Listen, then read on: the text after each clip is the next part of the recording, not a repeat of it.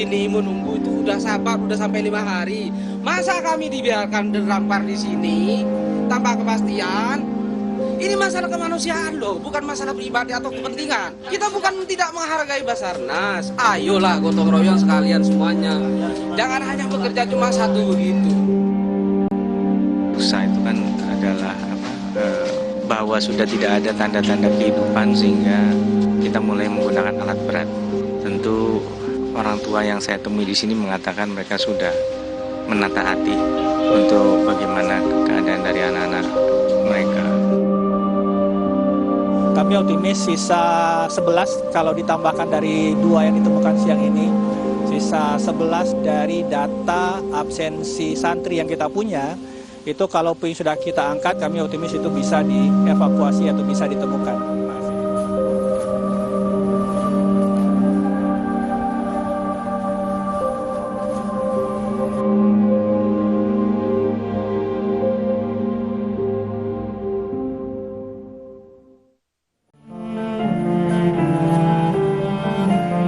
Sudah lebih dari 1 pekan, proses pencarian korban di Pondok Pesantren Al-Khozini, Sidoarjo berlangsung. Mensesnek Prasetyo Hadi menyampaikan bahwa Presiden Prabowo juga memonitor proses penanganan bencana di Ponpes Al-Khozini. Ia menyebut, Presiden turut memerintahkan kementerian terkait untuk melakukan evaluasi dan pendataan bangunan agar bencana serupa tak lagi terjadi. Memonitor terus, karena beliau kemudian memerintahkan kepada para menteri terkait dan gubernur atau gubernur untuk terus memberikan perhatian. Evaluasi. Evaluasi ke depan. Semua pondok pesantren kita harapkan segera didata dan dipastikan keamanan dari sisi bangunan-bangunan infrastruktur pondok masing-masing. Selain operasi pencarian dan pertolongan korban, penanganan juga difokuskan pada proses identifikasi korban serta pendampingan pada keluarga. Sejak awal, tim SAR sudah bekerja selama 24 jam penuh. Mereka terus berupaya bekerja secara maksimal meskipun tanda-tanda kehidupan sudah tak lagi ditemukan. Lusa itu kan adalah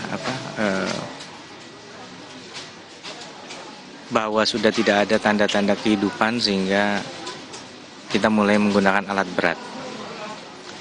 Tentu orang tua yang saya temui di sini mengatakan mereka sudah menata hati untuk bagaimana keadaan dari anak-anak mereka. Jadi kami selain tentunya yang dievakuasi ini telah dibawa ke rumah sakit dan penanganannya tetap harus intensif, tetapi hati kami juga ada pada orang tua yang ada di sini.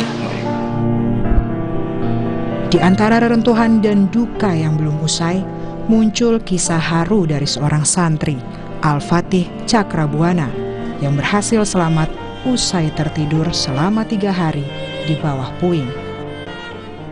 Rasa syukur tak henti disampaikan sang ayah. Namun begitu, ayah Al-Fatih tetap berduka dan turut merasakan penderitaan orang tua santri lain yang masih menanti kabar keluarga mereka. Bersyukur kepada Allah, Mufatih Ananda Al-Fatih ini seperti pingsan gitu ya, sehingga dia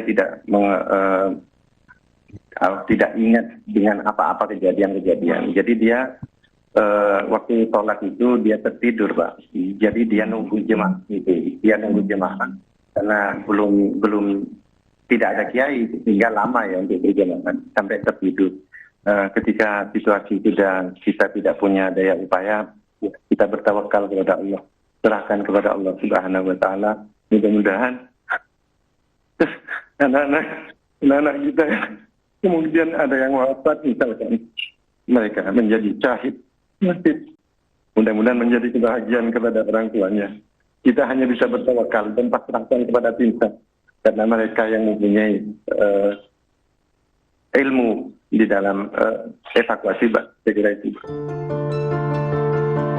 Saat ini tim SAR gabungan memfokuskan pencarian terhadap 2 titik yang telah dibersihkan. Proses evakuasi terhadap jasad korban juga terus dikejar tanpa ada jeda waktu.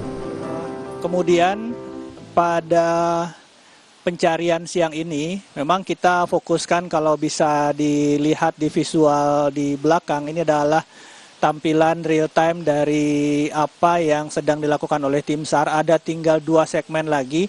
Yang terlihat sekarang ini adalah segmen di belakang segmen luncuran beton yang masih menghalangi. Tetapi segmen di belakangnya sudah kita bersihkan. Itu ada baru saja sekitar 25 menit yang lalu itu diangkat, dievakuasi 2 jasad. Tim menyampaikan memang masih ada 1 lagi jasad yang sedang proses evakuasi karena masih terhalang oleh reruntuhan puing. Terdapat sekitar 44 jasad hingga siang tadi yang masih dalam proses identifikasi lanjutan untuk mencocokkan data antara posko antemortem dan postmortem di Rumah Sakit Bayangkara Polda Jawa Timur. Proses identifikasi jenazah sempat terkendala dengan korban yang belum memiliki KTP, sehingga sidik jari sulit diidentifikasi melalui alat mambis. Tapi dalam hal untuk identifikasi, kenapa kita cari NIK atau KTP? Karena kita butuh sidik jarinya, gitu kan? Nah, untuk anak-anak yang belum punya KTP, kan sidik jarinya tidak terdaftar, sehingga NIK memang ada, tapi tidak bisa dipakai untuk identifikasi. Nanti justru setelah teridentifikasi baru muncul, oh anak ini teridentifikasi dengan Ahmad ini NIK sekian. Posko juga terus dibuka di lokasi untuk membantu keluarga korban. Harapan dan doa tak henti terpancar dari raut keluarga yang memandang lirih papan bertuliskan nama keluarga mereka. Tim Liputan, Kompas TV.